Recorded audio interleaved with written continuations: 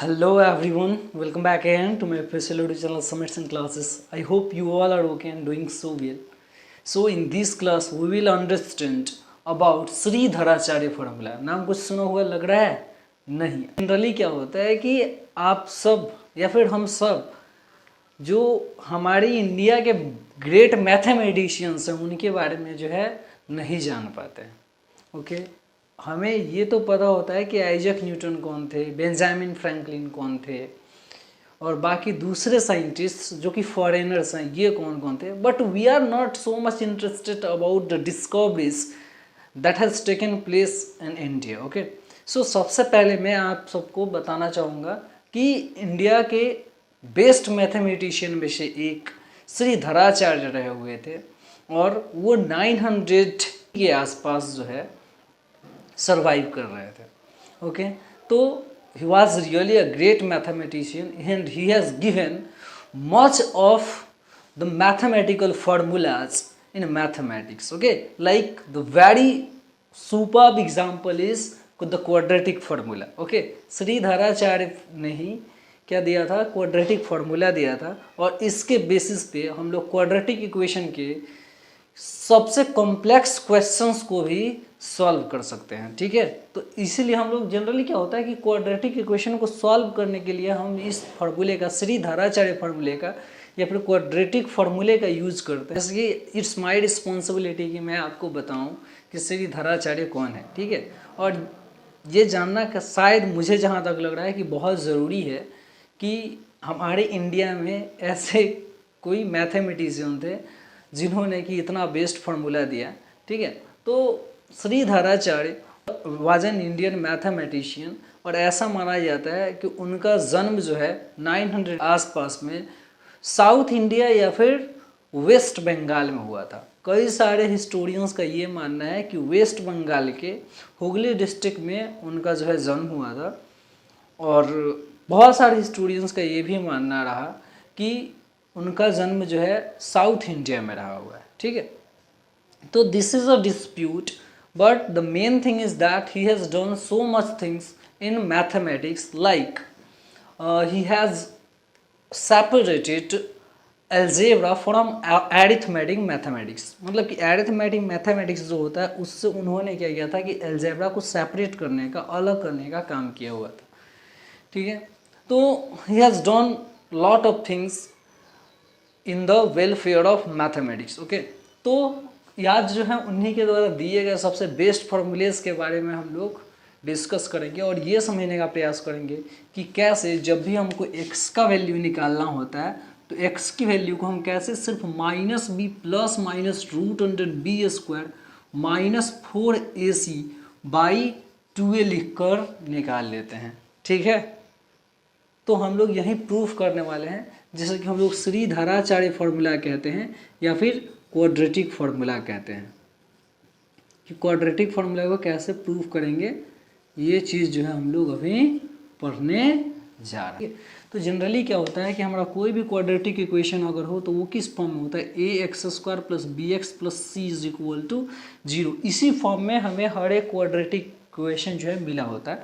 Means we can write here कि we have ax² + bx + c = 0 और हमें अब क्या करना है कि x की वैल्यू को इतने के बराबर लेके आनी है. ओके देन डू अंडरस्टैंड कि हम लोग क्या कर सकते थे, इधर इसको हम लोग कंप्लीटिंग स्क्वायर मेथड पे मैं ले आना चाहता हूँ और आपको शो करना चाहता हूँ कि कैसे ये जो है x की वैल्यू इतना देता है. ठीक है तो हम लोग क्या कर सकते हैं कि इधर दोनों साइड में हम लोग ए से इससे पहले सबसे पहले इसको उठा के उधर साइड भेज देते हैं. वी कैन राइट हियर कि ax² + bx = -c. ठीक है अब देखो हमको इस वाले पार्ट को सिर्फ a + b के होल स्क्वायर के फॉर्म में लेके आना है. तो और वी कैन राइट कि dividing both sides by a. मतलब कि दोनों साइड हम लोग किससे डिवाइड कर देते हैं, a से. तो हमें क्या रिजल्ट मिलता है, ax² + bx/a = -c/a. यही रिजल्ट मिल जाता है. तो और वी कैन राइट कि इस a से तो ये गया, मतलब सिर्फ बचा क्या, तो x² प्लस क्या बचा हुआ है, तो यहाँ पे b/ax बचा हुआ है is equal to minus C by A.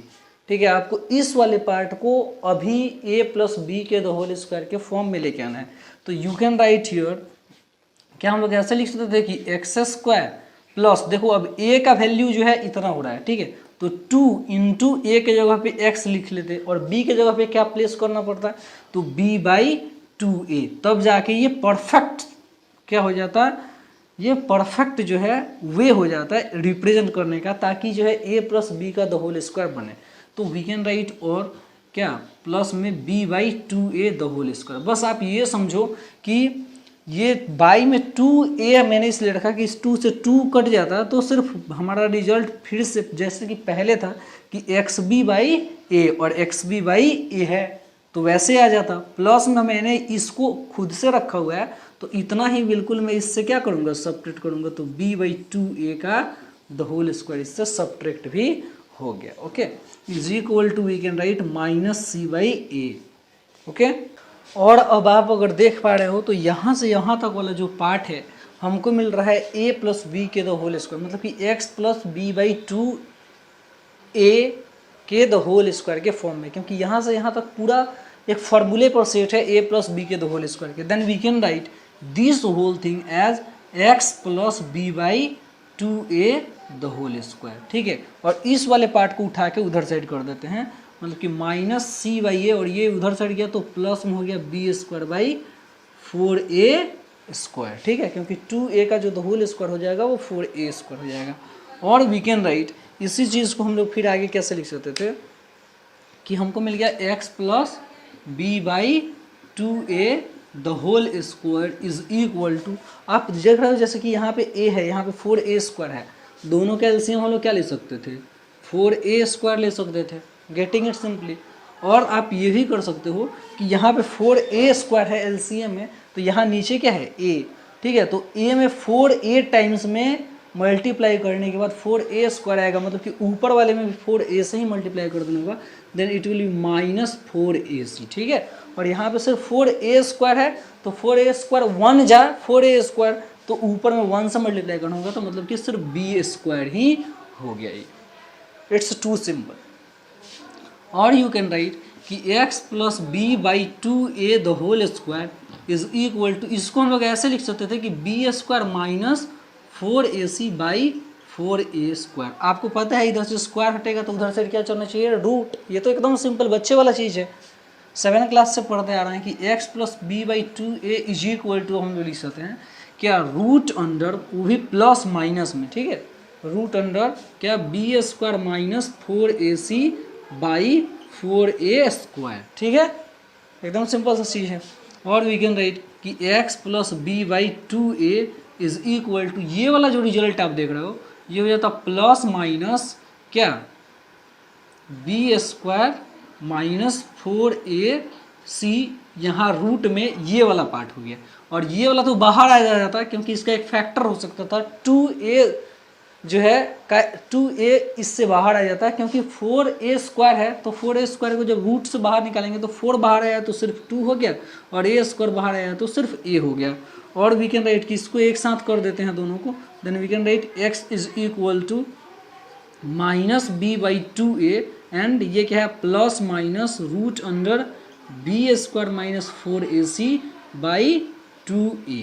ठीक है, अब इस 2a और 2a का एलसीएम ले लें तो वी कैन राइट कि x is equal to minus, ऐसे लिख सकते थे, यहाँ पे एलसीएम ले लिए 2a और 2a का, तो 2a ही रह गया, ऊपर में सिर्फ रह जाएगा माइनस भी, और यहाँ से ये वाला भी बिल्कुल ऐसे ही plus minus root under B square minus 4ac, यहाँ पे आके हमारा ये फॉर्मूला प्रूव हो जाता है। ठीक है, बस आप जो है इसका एक स्क्रीनशॉट ले लेना, ठीक है, ताकि बाद में जब भी मन करे इसको देख सको, आप समझ सको। Okay, so it was too simple to understand Sri Dharacharya formula or the quadratic formula.